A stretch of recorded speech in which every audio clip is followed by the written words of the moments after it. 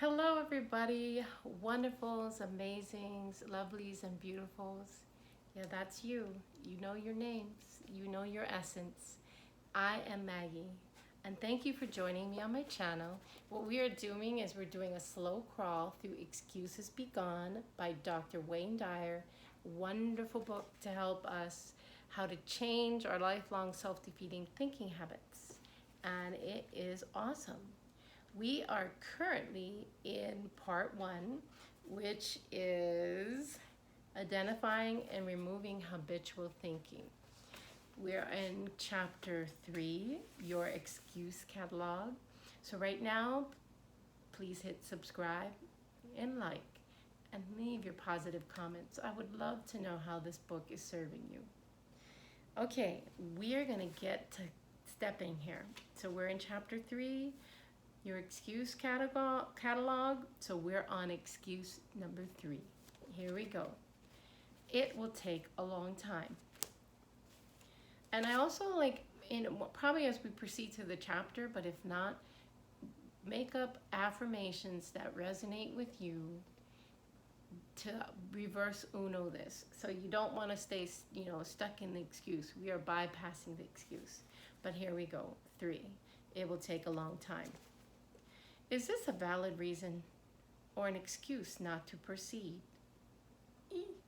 If you wish to elevate your life, it really doesn't matter how long it takes, does it? Because guys, if you get to moving, the next thing you know, your new life is manifest. So you've got to get moving past that excuse. Excuses be gone. And this is particularly true when you're conscious that you live your life, every single bit of it, in the present moment and only in the present moment. All you ever get is now. Every thought occurs in the present moment, and every change that has a defining moment. So guys, now, that one's gone. Now, we live now. The Power of Now by Eckhart Tolle. Check that out. Maybe we'll do that reading too. But it's now. We're always in the now. So we want to do in the now. Okay, so every thought occurs in the present moment, and every change has a defining moment. Often it takes something or someone outside of you to help you realize it. An entertaining psychiatrist named Dr. Murray Banks does just that with the following little exchange between himself and a woman who has decided not to return to school because she'd be too old when she finished. How old would you be in 5 years if you got that degree by starting now? He asks her. 49, she replies. And how old will you be in 5 years if you don't get that degree from school? 49, she answers, seemingly confused, but with the look of one who's become conscious of the excuses she created for not elevating her life. That's right. You're going to be 5 years older. Why not be 5 years older with the degree, right? Right. You're never too old, ever. Okay. However long it took you to create a self-defeating habit, you did it all one day, one moment at a time. Some of us had help, but our excuses be goners. So there's absolutely no proof that anything will take a long time, since even the idea of a long time is an illusion. There is only now. So make this awareness a part of your consciousness. The Tao Te Ching reinforces this in perhaps the most famous line in that masterful work. A journey of 1,000 miles begins with a single step.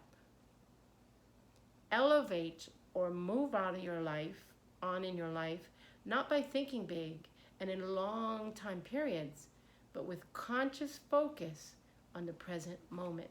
And guys, in the present moment, keep taking little steps, because those little steps are all going to add and they're going to surge. And then the next thing you know, your YouTube channel has 1,000 subscribers, and you are packaging courses, and you are giving retreats in Hawaii, etc., etc. So we're going to do this. Shake that plum tree and get the plums. Okay. All right, so we're going to keep going. All right. So guys, I want to ask you, how old are you going to be in 5 years? And are you going to be 5 years with that business? Are you going to be 5 years with that art business, like dream, doing your art? Are you going to be 5 years? Where are you going to be? Like, what are you going to do? Because I know we're not going to be 5 years and doing the same thing. We're going to be changing it up. Okay, excuses be gone. 4. So here we go, 4. There will be family drama. After spending many years as a family therapist, I've seen how people often become stuck in their habituated modes of thinking because they fear the criticism that could result if they change. And I do know that can be very painful, and sometimes there's other things involved too. Like I said, always remember about the spectrum. You know, if you're somewhere and you're coming out of trauma, abuse, medical conditions, something that's kind of given you bad programs or like hit your consciousness, you know, one of the things, we got to get you out of that situation so you can actually heal. So, you know, be encouraged every step of the way, because this is going to work for you. If you do the work, it's going to work for you. Okay, so we don't want to become stuck in habitual modes of thinking because they fear the criticism that could result if they change. And I receive so many phone calls on my weekly radio show on hayhouseradio.com from individuals who insist on remaining stuck because of this excuse. When I encourage a shift in thinking, I regularly hear things like this: I'd love to try what you suggest, but it would kill my parents. Or my family would disown me if I did this or that. It's too big a price to pay. Ooh, those all feel very heavy and blech. I've heard more than a few admit that if their spouse died, it would be an easier solution than making changes. Nah, I know. Now, let me be very clear here. I believe in family. I have 8 beautiful children, a mother in her 90s whom I adore, and 2 brothers whom I love dearly. And I treasure my immediate and extended families. He has beautiful children. I had the opportunity of meeting them at some of his classes, and they're just so amazing and gifted. So, however, and there is a crucial point, living a life of your own choosing involves the unquestionable willingness to endure the slings and arrows that could come your way when you respond to your inner knowing rather than to the opinion of your family. Okay, guys, so that inner knowing rather the opinion of your family. Now, guys, if you have a family that is 106,000, whatever it is, supportive of you, bravo, bravo. But this is, you know, if you don't, again, bravo, bravo, because we're going to slide right through this excuse. Excuse will be gone. Sam Butler was probably feeling something similar when towards the end of his life in 1902 he wrote, I believe more unhappiness comes from this source than any other. I mean the attempt to prolong family connections unduly and to make people hang together artificially who would never naturally do so. So there might, you know, we might have to do some deeper inside looking. There may require some grieving if this is not the situation in the family, to be positively supportive of your positive higher order values and, you know, inner callings. So you don't belong to your immediate family. You're a member of the human family. You don't own your children, nor are you a possession of your parents. You're not obliged to fulfill the wishes or a destiny dictated by kin. It's important to consciously know that you're here to create your music. You are here to create your music. and that you don't have to die with your music still in you. Guys, got that? You are here to create your music. You are here to sing your music. You are here to then share your music. You do not want to die with your music within you.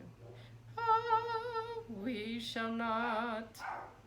So, granted, this can trigger some family drama, but then again, that might just be your excuse for not following your own path. It's been my experience that I earn far more respect than reproach from my family whenever I encourage myself to live the life I want. Okay, so family will encourage you when you're living the life you want. And if they don't, maybe it's not your real family, actually. So remember, we're part of the human family. Okay, so to that end, these types of excuses need to disappear. So these must disappear. I can't disappoint my grandparents or my parents. Why should I be the only one rebelling and want to move out of town or take up a new occupation or marry outside of our faith or whatever else may incur disapproval and censor from relatives? These are thoughts or memes based on fears that were originally internalized in childhood. When they seem the only way to secure a place in your tribe, right? So you give over your destiny, your knowing, to be part of the tribe. Yet, what were reasons to the child you were that need to be recognized as excuses by the adult you are today? And many of us need to do that. We need to have our adult selves come in and handle things, as we're working through. And your adult self is there, and your adult self can handle it. And if you're still working on actually developing that adult, keep it going, because the adult can come in and say, help the child to understand we are going to walk in the direction of our destiny and our dreams. And it doesn't have to be torturous. So don't let fear of family dramas keep you from changing outmoded, unnecessary, and unwanted thought patterns. And on that note, we are the part of common sense, and we are moving towards higher order values. This is not a license to trash one's family. That is not the point at all. It's that if you have an inner destiny, it's a higher order value. It's a calling from God. It's a calling from the universe to serve others, help others, in a positive, kind, loving ways. It is your responsibility to step out of the shadows, to step out of the fear, to step out of the criticism, to step out of your family's limiting ideas. What if you're in a family that kind of views you as a screw up or sees you in ways that you really aren't? You exist in a universe where I see you as a champion. I see you as successful. I see you at peace. I see you giving the gift full and free out. I'm getting chills from head to toe. I'm talking to you. That's right. Come out of the shadows and, remind yourself, these excuses be gone. I'm going to step up into my higher order values, and I'm going to, I know might have challenges and things, but I'm not going to let it stop me. All right, guys, this has just been a great time together, a great read. Hit like and subscribe and leave your positive comments. And I'd also like to know, tell me how this book is serving you. I would love to hear from you. It's just such a precious time to get to be together, to have these readings from Wayne Dyer, and just jam-packed with tools, things that'll just make you think. It'll make you sweat and think and move and shake. Shake that plum tree and get the plums. All right, guys. Well, you know what's next. Peace in. Peace